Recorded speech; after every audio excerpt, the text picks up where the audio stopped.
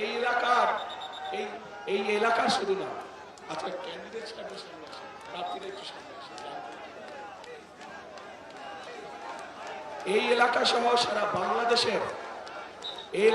সারা বাংলাদেশের একটি বিরাট সমস্যা আছে, সেটা হচ্ছে আমাদের পানি সমস্যা।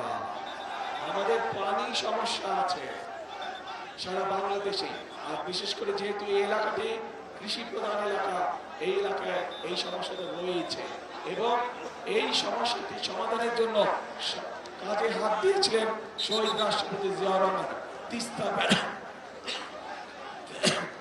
তিস্তা ব্যারেজ প্রকল্পের কাজ ইনশাআল্লাহ 12 তারিখে নির্বাচনের পরে 13 তারিখে বিএনপি ইনশাআল্লাহ সরকার গঠন করলে এই এলাকার মানুষের জন্য যে তিস্তা ব্যারেজের স্বপ্ন, আমরা সেটি পূরণের কাজে যথাসম্ভব দ্রুত হাত দিব ইনশাআল্লাহ।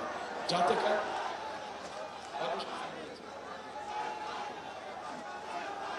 মেডিকেল কলেজ বিশ্ববিদ্যালয় এমনিই হবে, নর্মালি হবে মেডিকেল কলেজ বিশ্ববিদ্যালয়।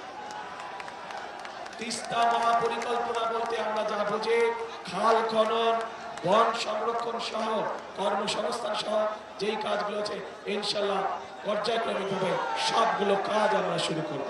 তো ভাই বোনেরা, এই এলাকার উন্নয়নের জন্য, মানুষের ভাগ্যের পরিবর্তনের জন্য যাদের হাতে আমরা ধানের শীষ তুলে দিয়েছি, এবার তাদেরকে আপনাদের সাথে আমি পরিচয় করে দিচ্ছি। তুলেন আপনারা সবাই।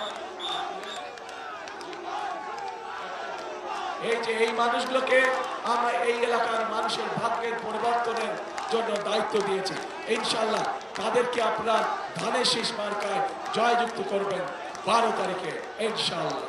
আল্লাহ হাফেজ। বাংলাদেশ জিন্দাবাদ, বাংলাদেশ জাতীয়তাবাদী দল জিন্দাবাদ। আসসালামু আলাইকুম।